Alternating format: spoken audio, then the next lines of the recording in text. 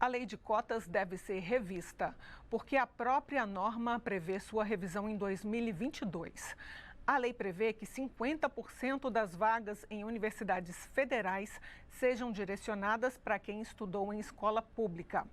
A distribuição das vagas da cota racial e deficiência, uma subcota dentro do corte de renda, digamos assim, é feita de acordo com a proporção de indígenas, negros, pardos e pessoas com deficiência de cada estado.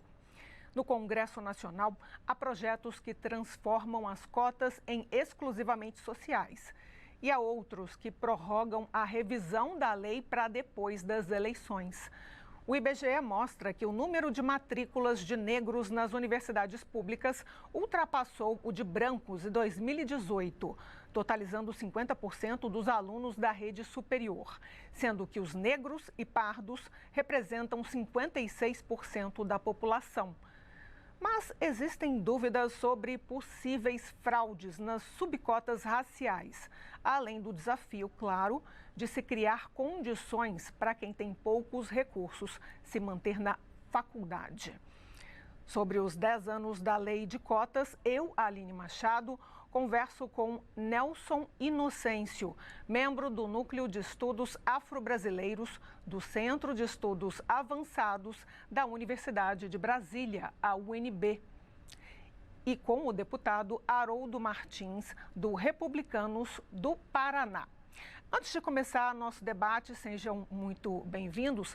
Eu vou chamar duas artes na tela. A primeira é de egressos do ensino público nas faculdades federais, que foi aumentando. Então, a gente vê que em 2018, já é agora, esse ano está mais ou menos em 70%, não aparece na tela, mas em 2016, 63%, 2015, 62%, 2014, 58%, 2013, 56% e 2012, 55%. Então, pessoas que vieram do ensino médio na rede pública e entraram pelo sistema de cotas nas instituições federais de ensino. Vamos ver agora como que estão as principais universidades, estou pedindo na tela, as principais universidades que entraram pelo sistema de cotas. Nós temos, por exemplo, a UNB. A UNB, ela tinha, em 2012, pretos pardos somavam 10 mil alunos. Em 2021, somam 15 mil alunos. A UNB reserva 33,5% para pretos, pardos e indígenas nos processos seletivos. A UFRJ, Universidade Federal do Rio, o percentual de estudantes declarados negros, pretos ou pardos saltou de 20% antes da adoção das cotas para 35% atualmente. Por último, o UERJ, uma das universidades precursoras, em 2003, 3 mil alunos ingressaram pelo sistema de cotas e hoje a universidade conta com 7 mil cotistas regularmente matriculados. Nelson Inocêncio, especialista da UNB, qual a sua avaliação sobre esses 10 anos de lei de cotas sociais com subcotas raciais? Bom, antes de mais nada, eu quero saudar os espectadores, o público espectador, e dizer que é da máxima relevância tratarmos desse assunto, e eu avalio que a política, a lei 12.711 de 2012, ela efetivamente ela tem causado impacto nas instituições públicas de ensino superior, tanto nas estaduais quanto nas federais. Eu não tenho a menor dúvida de que essa era uma política necessária, e a sua abrangência ela faz com que nós possamos almejar uma participação mais efetiva da população negra. Como foi dito agora na introdução, essa política, no caso específico da Lei 12.711, é uma subcota dentro de um projeto guarda-chuva, digamos assim, que é voltado para as escolas públicas, né? Mas é óbvio que nós temos avanços, mas também temos temos limites também na implementação da política. Porque muitas vezes você tem uma política adotada, mas não raro você se depara com alguns percalços, com algumas dificuldades. Então, no caso específico da lei de cotas, existe uma participação, inevitavelmente você consegue ver uma presença mais substantiva de pessoas negras, né, que constituem essa categoria que é subdividida entre pretos e pardos, né, mas eu acho que a gente tem ainda sérios desafios pela frente. Como foi dito também, a revisão está prevista em lei, né? Agora, o que a gente precisa pensar é o que vamos discutir nesta revisão da política de cotas raciais, né? Se vamos parar por aqui ou se vamos avançar, vamos dar continuidade aos avanços para que a população negra consiga, de fato, ser atendida por essa política que a gente chama, né, políticas de equidade. Quer dizer, as ações afirmativas não são políticas de igualdade, são políticas de equidade. Eu posso falar melhor sobre a diferença entre equidade e igualdade ao longo desse debate. Mas, na minha avaliação, existe um saldo positivo. Isso não quer dizer que a gente não tenha críticas a fazer em relação à implementação da 12.711. Deputado Haroldo Martins, nesse iniciozinho de programa, queria sua avaliação geral sobre a lei de cotas. Ela será revista? Por qual caminho?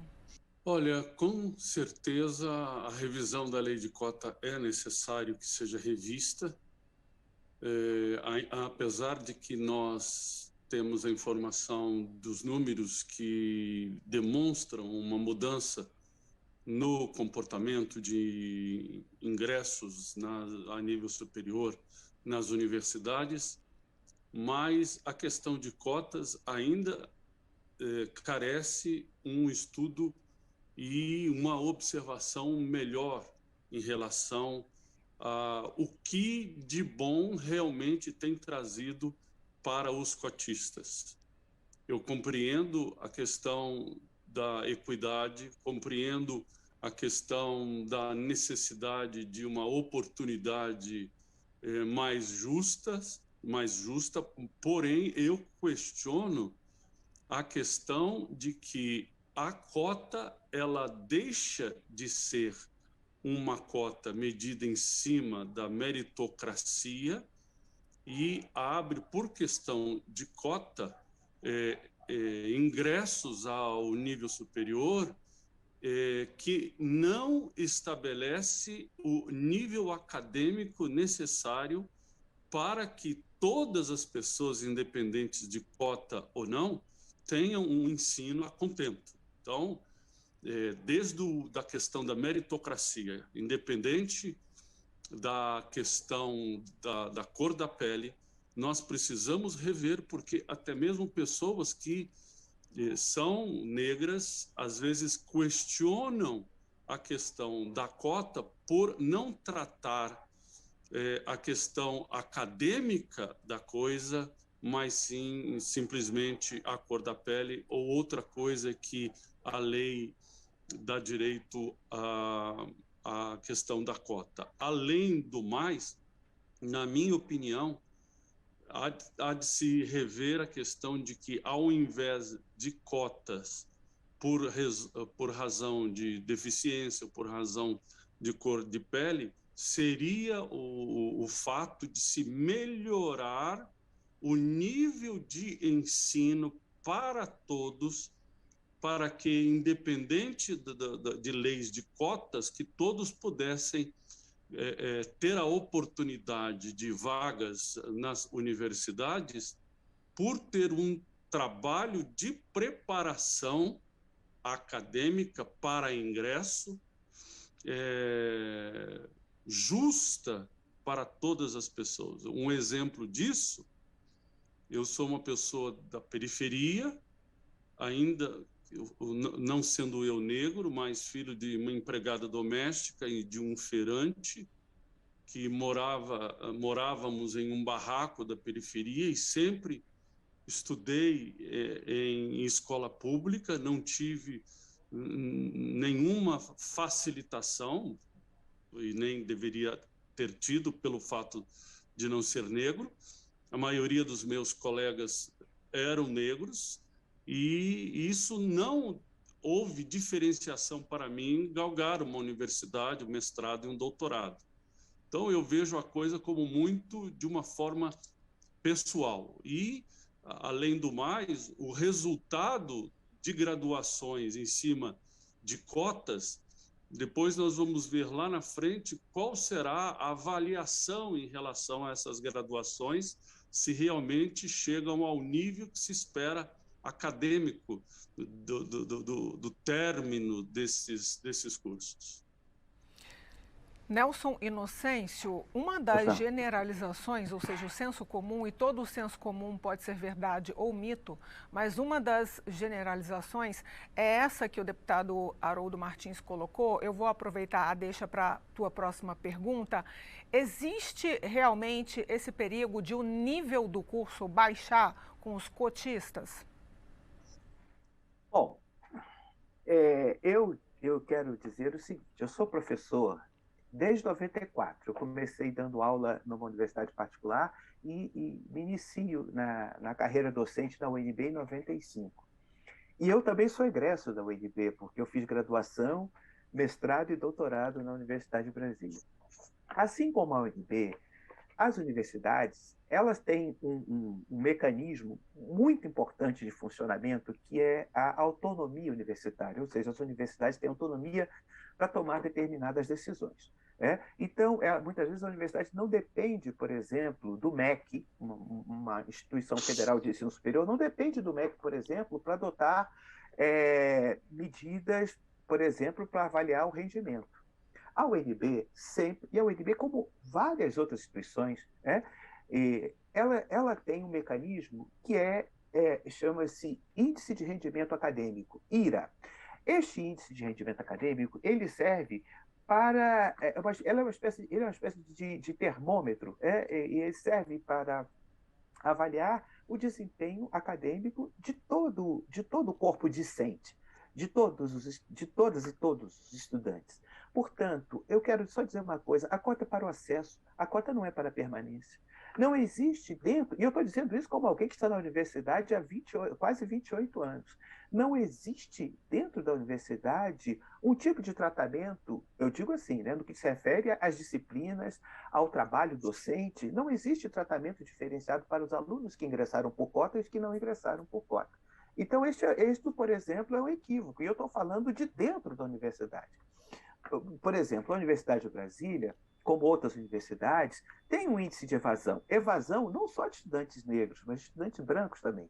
E por que a evasão acontece? Porque muitas vezes o estudante, a estudante, não consegue atender ao que está estabelecido pelo índice de rendimento acadêmico. Então, a pessoa fica com uma média muito baixa, ela acaba sendo desligada da universidade, ela tem a oportunidade de recorrer e pedir para ser reintegrada. Portanto, eu acho um equívoco, inclusive quando as pessoas dizem fulano é cotista, dá a impressão que o estudante tem um percurso, ou seja, que para ele a exigência acadêmica vai ser diferente em relação aos demais alunos. Isso não se constata. E eu estou falando como docente. Eu mesmo nem sei quem são as alunas, os alunos que entraram por cota da escola pública e quem não entrou. Isso, para mim, não é questão.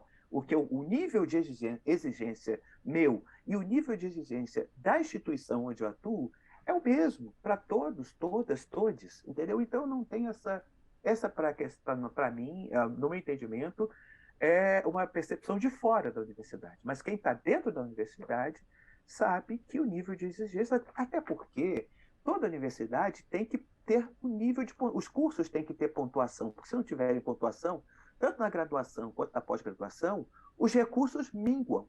Então, vocês sabem disso, que toda instituição pública precisa estar dentro de um determinado patamar para poder pleitear os recursos para o financiamento de pesquisas, para o financiamento dos laboratórios, essa coisa toda. Então, a universidade também ela é muito atenta a esse patrimônio que diz respeito à qualidade dos cursos. Todos os cursos precisam ter uma qualidade tal para poder ter acesso aos recursos que são disponibilizados quando disponibilizados para a universidade. Isso não se sustenta. Me desculpe, mas eu estou falando como alguém que está vivendo a vida universitária, com alguém que está no campus da universidade, e eu interajo com os meus pares de outras universidades. Toda universidade tem mecanismos para avaliar o desempenho. Aluno só é cotista no acesso. O desempenho tem que ser equivalente aos demais colegas dos diferentes cursos. Né? Deputado Haroldo Martins, vou dar aqui um exemplo. Eu sou do Rio de Janeiro e me mudei para Brasília só no final da década de 90. As faculdades eu fiz no Rio de Janeiro. Mas a minha primeira opção era artes cênicas. Mas o curso de artes cênicas eu tinha que atravessar o túnel, pegar 2 conduções, era um dia inteiro de aula. Eu precisava de dinheiro, meus pais não me sustentavam, eu tinha que trabalhar. Então, primeiro eu fiz o curso de jornalismo, que era à noite, na UERJ, porque aí eu podia trabalhar o dia inteiro, e depois eu consegui, então, fazer artes cênicas. Eu era uma aluna de classe média baixa. Na UERJ, ao meu lado, não havia negros. Eu imagino que quando o aluno não tem nem o meio mínimo de conseguir chegar, não tem o dinheiro de transporte, não tem o dinheiro da alimentação e ainda precisa trabalhar porque o curso é o dia inteiro, eu imagino que a evasão nesse público, e aí deve atingir as cotas que são sociais e raciais, deve ser maior. Qual o desafio do legislador ao tentar manter esse aluno na universidade? Olha, a participação do professor foi clara em relação a dizer que a questão não é dentro do curso em si, o desempenho do aluno, e sim a questão de cotas é só para o ingresso. A questão é social. E sendo a questão social, pela falta de privilégios, que quando se coloca cotistas é porque, socialmente falando, está se admitindo de que o fator de ser negro, o fator de fazer parte das cotas estabelecidas é porque deram a ele desvantagem em relação ao restante da população. Como eu mencionei no início, eu também vim de uma condição social parecida com qualquer um que busca, dentro das cotas, ter a vantagem do ingresso na universidade. Eu nunca tive. A questão, para mim, é a seguinte: todos deveriam ter condição de acessar a universidade. O Brasil tem um dos piores índices de ingresso de jovens que terminam o ensino médio e ascendem ao curso superior. Uma das piores do mundo. A questão não é cota. A questão é se dar condição. A questão é nós estudarmos na preparação de alunos para ingressar ao nível superior, independente da cor da pele, independente de qualquer outra coisa que venha se apontar como a pessoa merecedora da cota por não ter tido as mesmas condições em relação a outras pessoas. Então, eu quero colocar a questão da seguinte forma: se a cota dá vantagem para o ingresso em relação a outras pessoas, por que dá? Por que é preciso cota? Porque não há uma preparação escolar que dê a todos os jovens, de uma maneira equalitária, o direito de poder fazer um Enem ou um vestibular para ingressar na faculdade? Por que não há? Por questões econômicas? Então, que essa questão econômica seja minimizada na oferta de preparação escolar. Isso é obrigação do governo. E o legislador vê dessa forma. Vejamos o exemplo dos Estados Unidos. Nos Estados Unidos, o curso superior é pago para qualquer pessoa. Qualquer pessoa é pago. A não ser se a pessoa consiga uma bolsa por ser um bom atleta, etc, etc. Nos Estados Unidos, as universidades recebem os alunos de acordo com o critério próprio. E esses critérios não são cotistas. É um critério acadêmico, é o critério de uma habilidade esportiva.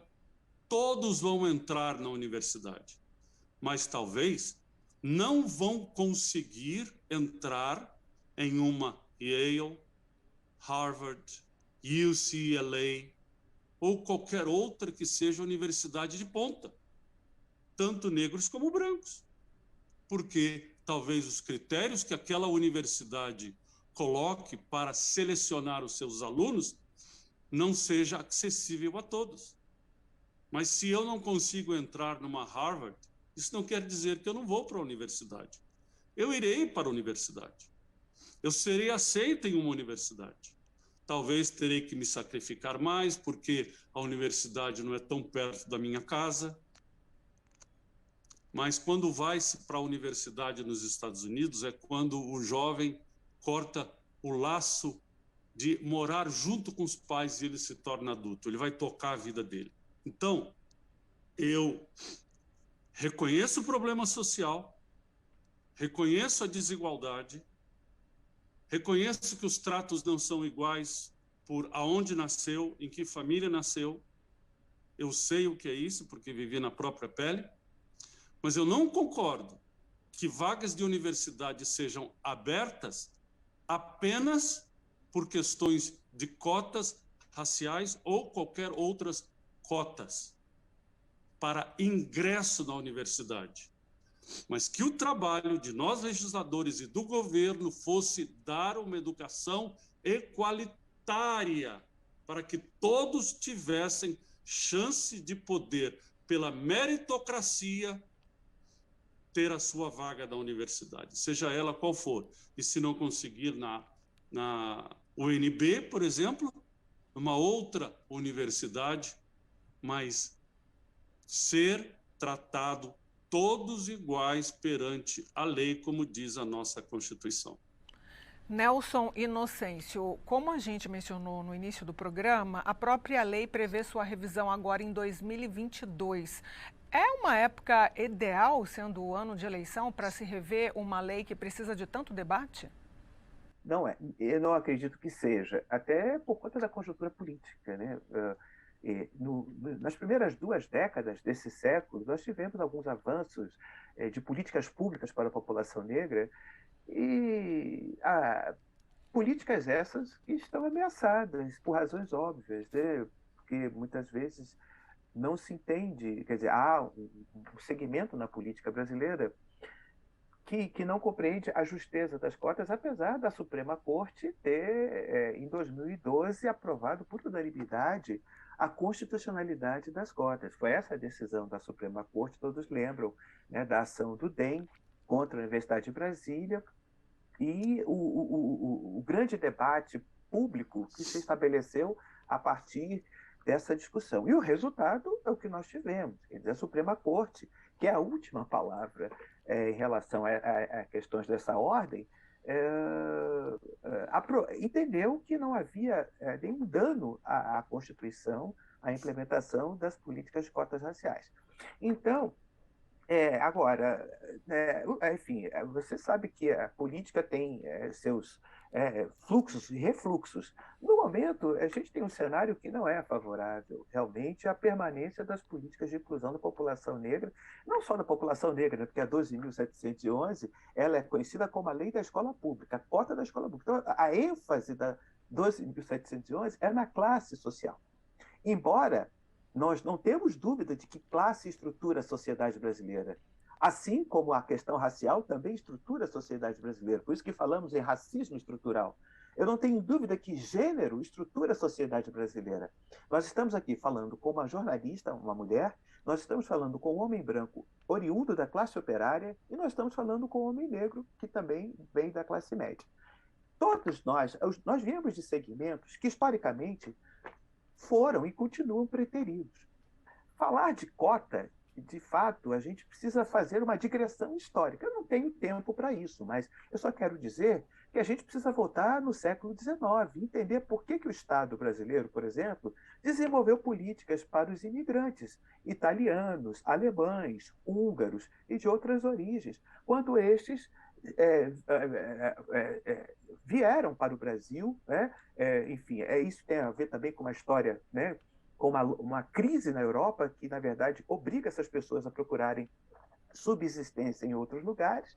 E o que acontece? Quando o Brasil recebe essa população de imigrantes, o Estado desenvolve políticas específicas para esse segmento. Tanto que, quando Getúlio era presidente, ele foi praticamente obrigado a criar a lei dos 2/3. O que era a lei dos 2/3? A lei dos 2/3 ela dizia que pelo menos 2/3 dos empregados no Brasil tinham que ser natos, tinham que ser brasileiras e brasileiros natos, porque o mercado de trabalho tinha uma predominância, né? Tinha uma sobre-representação de imigrantes ou de seus descendentes. Então, a gente falar de cotas, entender que o Brasil se construiu desigual. Por isso que eu falei em equidade no começo. Por que políticas de equidade? Porque políticas de equidade são políticas diferenciadas para segmentos que tiveram tratamentos distintos ao longo da formação, no curso da formação da sociedade brasileira. Então, é preciso entender isso. Quer dizer, é óbvio que a Constituição propõe que nós devemos ser iguais diante, né? A sociedade deve desenvolver ações políticas para que sejamos todos iguais. Mas isso é o que a Constituição propõe, não que estejamos nesse estágio, não que estejamos nesse patamar. É óbvio, é nítido que o Brasil se fez desigual e ele continua desigual. Então, eu não acho justo que o deputado, por ser filho de uma família de empregada doméstica e de um pai que também veio de uma classe de baixa renda, que devesse sofrer, né? ou tivesse que se esforçar mais do que os seus colegas que tinham renda. A questão, gente, não é de capacidade, a questão é de oportunidade. Capacidade é humana, o potencial é humano. Os seres humanos, homens, mulheres, pobres, ricos, negros, têm potencial. O problema é quando você não pode demonstrar isso. O Brasil, a todo momento, vocês olham os mapas sociais, o mapa da violência, a quantidade de vidas negras que são ceifadas, sobretudo de jovens, que não terão oportunidade de mostrar o potencial que possuem. A gente está falando de uma coisa muito séria. Quando está falando de política pública nessa dimensão, é para enfrentar os males. Fernando Henrique Cardoso foi o primeiro presidente da República a reconhecer que existe uma dívida histórica com a população negra, né? E depois Luiz Inácio e Dilma Rousseff deram continuidade a política, inclusive abrangendo o seu raio de alcance. A gente não pode se esquecer, nós não podemos nos esquecer da herança escravocrata. De 1888 até o final do século passado, nós tivemos mais de um século sem grandes ações para o desenvolvimento da população negra. Não é possível que a gente tivesse passado um século inteiro, né, e sem perceber que muito pouco foi feito para atender as demandas desse segmento. Portanto, aliás, é um erro achar que ações afirmativas seja somente para a população negra. Ações afirmativas é voltada para todo segmento que, de alguma forma, tem suas desvantagens no desenvolvimento da sociedade. Segmentos socialmente preteridos. É isso que eu quero dizer. Eu acho que a política só faz sentido e as pessoas só entendem a política quando a gente faz uma digressão histórica. A população branca europeia foi favorecida no Brasil. Isso não sou eu que estou dizendo, isso são os documentos oficiais, né? As políticas públicas que foram adotadas no passado, com esse caráter, evidenciam que a gente não começou, isso não começou agora. Essas questões de tratamento diferenciado não começou agora. Nós temos que atender às demandas hoje.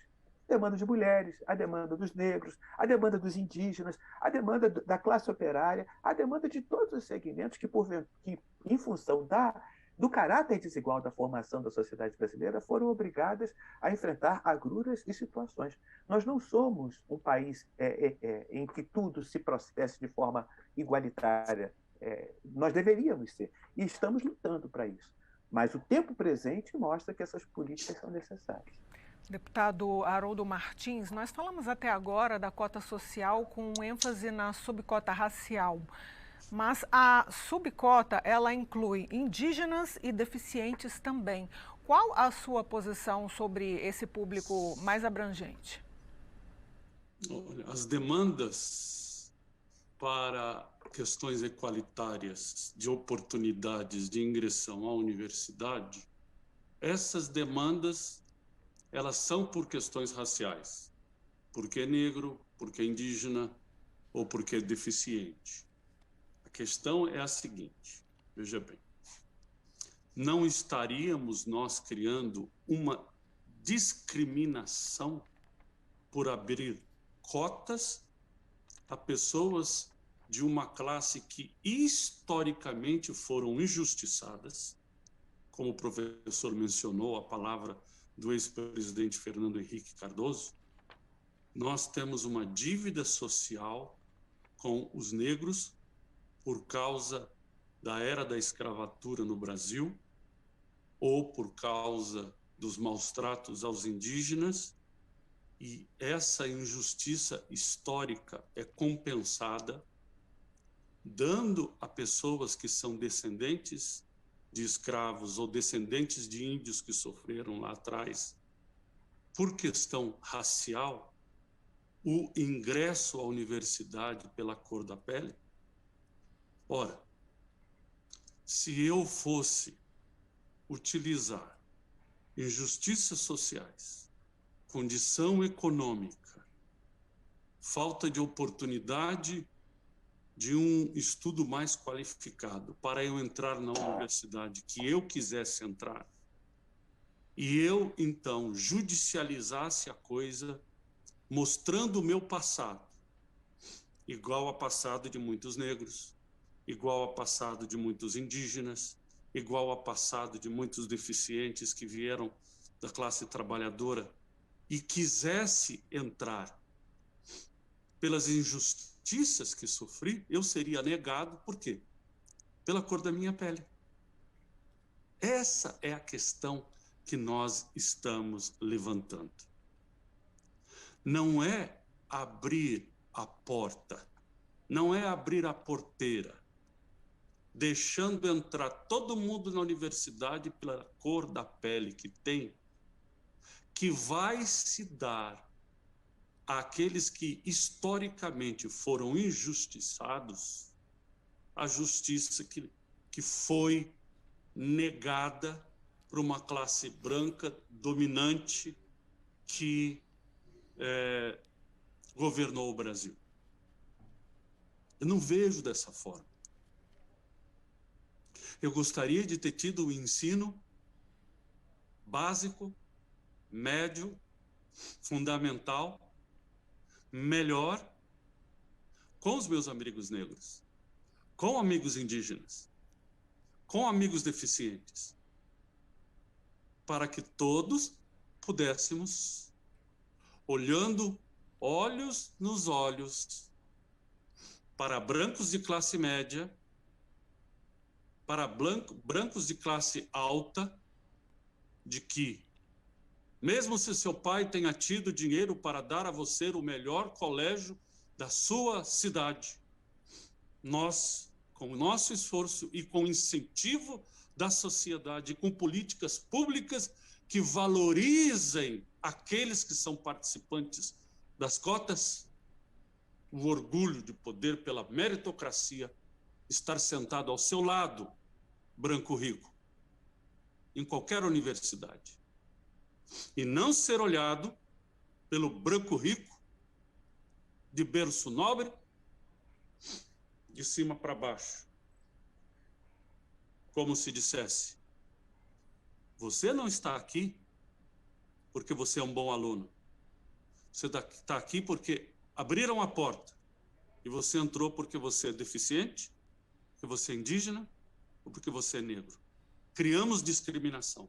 E eu acredito que até os participantes das cotas não se sentem bem. Eu gostaria de fazer parte da justiça social como todo mundo, porque também, socialmente falando, fui discriminado. Essa é a minha questão. Nelson Inocêncio, a revisão pelo texto da lei deve acontecer esse ano, mas ela não é obrigatória. O que acontece se, por acaso, não houver essa revisão, não houver tempo, como se sabe, é ano eleitoral, ela fica para o ano que vem? Há prejudicialidade em relação à lei, por exemplo? Bom, eu sou uma pessoa próxima ao senador Paulo Paim. Eu já conversei, já tivemos tipo, dialogando sobre o futuro das cotas, né? E existem alguns projetos em tramitação. Eu não tenho conhecimento do texto de todos os projetos. Dia 29 agora, inclusive, vai haver uma sessão alusiva aos 10 anos da cota racial. Se não me engano, me parece que o senador Paulo Paim irá presidir essa sessão solene. Sessão solene, não, desculpa, não é sessão solene, essa sessão. E acho que é importante, a revisão vai precisar ser feita. Eu não tenho nenhum medo de que, quanto à revisão, o importante destacar é que essa revisão potencialize que essa revisão possa fazer com que a qualidade da política seja cada vez melhor. Como foi dito no começo, nós temos problemas. Por exemplo, essa informação de que a população negra é a maioria nas universidades, isso é polêmico e, na verdade, isso é discutível. Por quê? Nós tivemos, nesses 10 anos, muita gente que se autodeclarou negra, mas que não passou, por exemplo, por banca de heteroidentificação para confirmar a sua autodeclaração, né? Muita gente, inclusive, diz que a banca de autodeclaração é tribunal racial. Isso, na verdade, é muito injusto, porque a banca ela está ali para evitar que a fraude ocorra, né? Porque a gente sabe que tem muita gente que não tem o fenótipo negro, mas quer se apresentar como negro porque tem avô, porque tem avó que seja negra ou negro. Isso é muito delicado. A gente vai, por exemplo, você sabe que para o concurso voltado para o funcionalismo público, as bancas de heteroidentificação elas existem. Tem até uma portaria do Ministério do Planejamento, a portaria 04, se não me engano, de 2018, que justifica, que argumenta sobre a necessidade das bancas de heteroidentificação. Muitas universidades não adotam banca de heteroidentificação, embora devessem e pudessem, por conta, quer dizer, a universidade tem aquele mecanismo que eu disse que é a autonomia universitária para tomar suas decisões. Esta decisão, por exemplo, poderia ter sido tomada por várias universidades que não preferiram se abster dessa decisão. O que acontece? Hoje você tem várias universidades com vários processos cancelando matrículas, suspendendo matrículas, cancelando diplomas. Por quê? Porque a evidência da fraude é nítida. E olha que a gente só está falando da ponta do iceberg. Não são apenas algumas fraudes, são muitas fraudes. Assim sendo, eu acho até que seria necessário uma política de reparação no que se refere às cotas raciais, porque muita gente acessou as universidades fazendo uso daquilo que a gente chama de falsidade ideológica, né? Isso é terrível. Então, isso é um problema. Então, por exemplo, na revisão, a gente precisa alinhar algumas questões. A gente precisa saber que a autodeclaração é fundamental. Todo mundo que se percebe negro, negra, precisa se autodeclarar. Todo mundo que se percebe indígena precisa se autodeclarar. Todavia, é preciso, no caso específico, não da autodeclaração indígena, mas da autodeclaração enquanto pessoa negra, é preciso que haja banca de heteroidentificação. No caso indígena, a pessoa precisa ser reconhecida pelo povo, por lideranças da sua comunidade, seja ela Iaualapiti, seja ela Craó, seja ela Suiá, seja ela Yanomami, seja ela enfim, tem tantas etnias, né? Mas eu acho que é importante entender isso, né?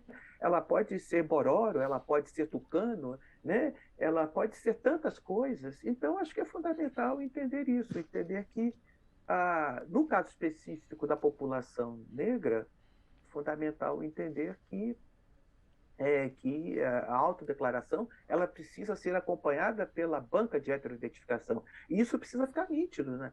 Havendo continuidade das políticas.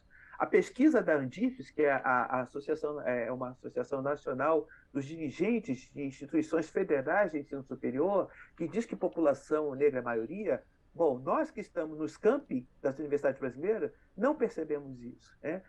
Até porque somente a autodeclaração não dá a garantia de que todo mundo que vai se inscrever pelo sistema será uma pessoa com fenótipo ou com perfil adequado, ou seja, de acordo com os editais.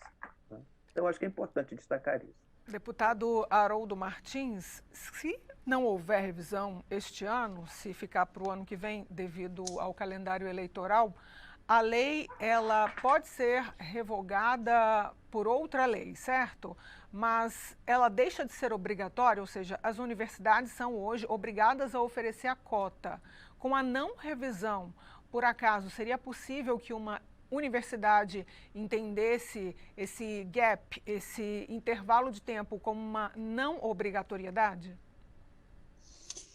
Olha, e não havendo a revisão da lei, e eu acredito que esse ano é muito difícil que aconteça uma coisa dessa magnitude, isso quer dizer que a lei vigente ela continua sendo válida. E aquilo que é a observação das próprias universidades, que tem uma determinada liberdade, um determinado jogo de cintura de poder interpretar a questão das cotas raciais, continua vigente. Eu acredito que no tempo oportuno vamos nos reunir. Não acredito uma revogação de cotas, acredito uma revisão, porque aprendemos nesses últimos 10 anos, temos experiência já em loco daquilo que tem acontecido, vamos ter a contribuição do professor que está em Brasília e de outros que veem em loco e vivem o dia a dia da questão das cotas raciais para nos ajudar. Nós vivemos muito de informação e vamos fazer de tudo para melhorar. As coisas não são perfeitas, não se cria algo perfeito, talvez o perfeito não exista, talvez é uma questão de acordo com o desenvolvimento social, as experiências sociais, a convivência, a coisa vai melhorando, a coisa vai se acomodando. É como você ter um caminhão cheio de melancia, conforme o caminhão vai entrando na estrada, as melancias vão se acomodando e ali a coisa anda. Não acredito que seja esse ano, com toda certeza, mas digo uma coisa com toda sinceridade, não poderia ser diferente. Diálogo, diálogo e diálogo. Uma coisa interessante que eu vi aqui em mente, eu vivi 6 anos na Rússia e vivi logo após a queda do regime da União Soviética. E a Rússia, na época, era uma verdadeira África branca, onde os russos, que tinham nos seus passaportes a etnia russa, discriminavam todos os que não eram russos, ucranianos, georgianos, moldovos, albaneses, kafkazes, afeganos e etc, etc. O que acontecia? O que acontecia é o seguinte, é que ninguém era tratado dentro da Federação Russa de uma forma diferenciada. Todos tinham que correr atrás para conseguir um espaço. 90, eu não estou dizendo exatamente, mas eu estou querendo passar a ideia para vocês, 99% dos jovens da Rússia, todos têm nível superior. Isso é uma coisa totalmente normal, terminar um curso superior na Rússia. E aqueles que não eram russos, porque no seu passaporte eram de etnias diferentes, e na Federação Russa são 200 etnias, todo mundo tem que correr atrás de uma forma igual. Os melhores cientistas eram ucranianos, os melhores astronautas georgianos, os melhores médicos eram albaneses, e dentre esses tinham russos também. Então, o interessante é o seguinte, é que no leste europeu, a discriminação não era por cor de pele, porque eles viviam debaixo do Império Russo, dos Romanovs e de outros séculos anteriores, mas todos os restantes que eram das outras 199 etnias eram discriminados por não serem russos. Aí você não conhece um russo e um ucraniano olhando na cara. Você sabe muitas vezes pelo sobrenome que ele tem. Os russos, o sobrenome terminam com Ov, Romanov, Smirnov, e etc, etc. Os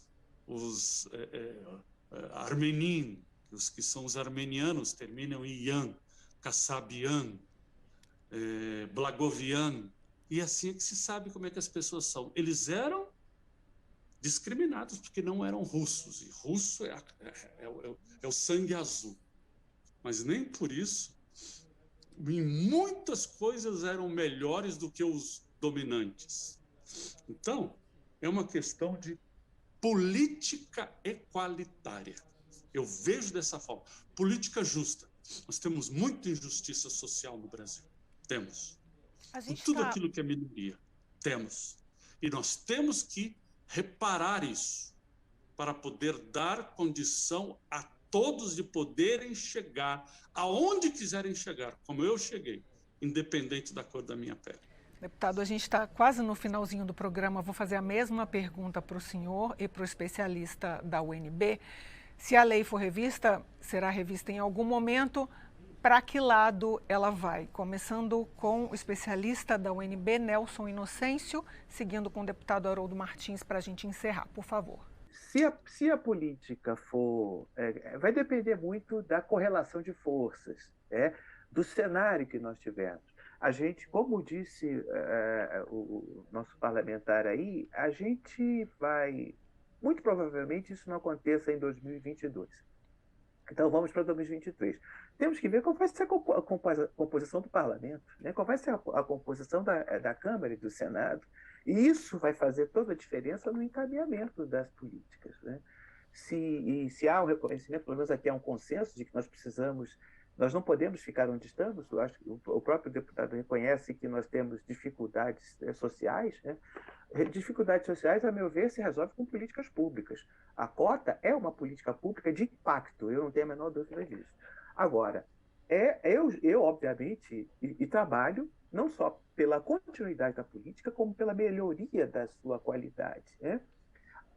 Isso, todavia, só vai acontecer também na medida que você tenha um parlamento que seja majoritariamente favorável. Eu digo majoritariamente porque você nunca conta com a totalidade. E isso é ilusão.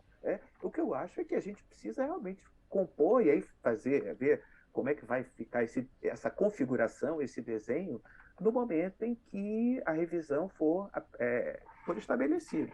Agora, eu não posso prever. O que eu quero dizer é o seguinte: se a composição do próximo parlamento tiver sensibilidade para entender que é preciso não apenas continuar a política, mas melhorando a sua qualidade, isso já será muito favorável. A priori, assim, antecipadamente, eu não tenho como dizer, mas eu trabalho, eu digo assim, eu me articulo politicamente aqui na universidade e fora dela, de modo que a gente consiga chamar a atenção dos representantes, né? A nossa democracia é representativa, então que a gente tenha a gente possa alimentar a perspectiva de um Congresso futuro sensível, ou pelo menos majoritariamente sensível à questão das políticas de inclusão da população negra, um parlamento sensível às ações afirmativas. Era isso que eu gostaria de dizer e agradecer a oportunidade de estar aqui com vocês debatendo. Eu achei interessante o argumento do parlamentar aqui falando sobre a Rússia. Eu só não entendi, eu também gostaria que o senhor explicasse, o senhor falou de África branca, mas o senhor está falando da África do Sul, do regime do apartheid, ou o senhor está falando da África de uma maneira genérica? Eu não entendi. Mas, enfim, eu gostaria de me despedir e deixar aqui meu abraço ao público espectador, esperando ter uma outra oportunidade para discutir o assunto. Resposta do deputado Haroldo Martins ao Nelson Inocêncio e também para onde que vai a lei de cotas, deputado? Olha, na minha opinião, ela não regride. Ela não regride porque ela é muito de justiça social. Ela não regride, mas ela vai ser reestudada. A formação da nova Câmara, do novo Congresso, é importante, porém, as pautas que lá já transitam, elas não perdem voz, porque as lideranças que tem na Câmara, históricas dos partidos e dos movimentos, elas continuam. E elas deixam sempre os seus legados. Então, pessoas que são lutadoras, são pessoas já de muitos mandatos, e essas questões históricas, que de mudança comportamental, elas sempre vão continuar. Então, eu não acredito que haverá retrocesso. Pode ser que não seja contente, mas retrocesso não haverá. Ao meu ver, essa questão de reparação de injustiça social é um tema que vai continuar sempre. É sempre pertinente nós darmos voz e repararmos todas as injustiças sociais cometidas, porque mesmo que não sejamos nós ativos participantes da coisa, somos membros de uma sociedade, somos responsáveis pelos atos dessa sociedade. Ninguém pode lavar a mão e dizer, eu não tenho nada a ver com isso. Nós temos que aprender a viver numa sociedade heterogênea, de mãos dadas, estudando como nós podemos tratar-nos uns aos outros de uma maneira justa. Isso sim é importante. Mas não discriminar. Não discriminar. Ninguém pode ser discriminado. Nem ser discriminado por quem, historicamente falando, sempre se sentiu discriminado. Também não podem discriminar. Então, por isso é que merece muita conversa, muito diálogo. Mas eu afirmo que assuntos como esse não sairá de pauta da Câmara, mesmo com a mudança que houver da formação do Congresso Nacional. Eu quero agradecer pela oportunidade de ter participado desse programa num assunto tão importante. Deixo aqui a minha saudação ao professor Inocêncio, e quando nós voltarmos às nossas sessões presenciais, seria um prazer receber o professor e nós podermos conversar. Obrigado a todos. Obrigado.